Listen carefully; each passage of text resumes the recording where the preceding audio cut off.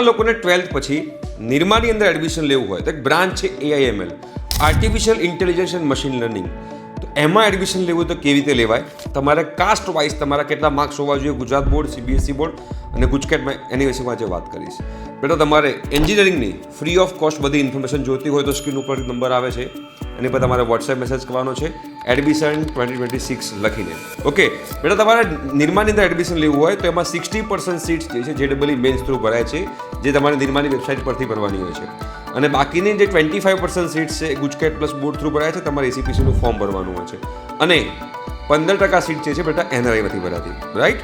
તો અહીંયા બેટા હું AIML ની વાત કરીશ. તો AIML બેટા તમારે ઓપન કેટેગરીમાં હોવ તો તમારે ગુજરાત બોર્ડમાં બેટા 285 માર્ક્સ હોવા જોઈએ, CBSEમાં હોય તો 208 આઉટ ઓફ 220, ગુજકેટમાં બેટા 104.5 હોવા જોઈએ. ઓપન EWS કેટેગરીમાં હોવ તો તમારા ગુજરાત બોર્ડમાં બેટા 284 માર્ક્સ હોવા જોઈએ, CBSEમાં 208 માર્ક્સ હોવા જોઈએ, ગુજકેટમાં બેટા 103 માર્ક્સ તમારા હોવા જોઈએ.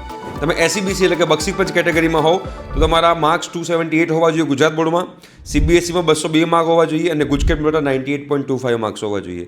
તો બેટા SC કેટેગરીમાં હોવ તો તમારા ગુજરાત બોર્ડમાં બેટા 277 હોવા જોઈએ, CBSEમાં 201 હોવા જોઈએ અને ગુજકેટમાં બેટા 97 હોવા જોઈએ.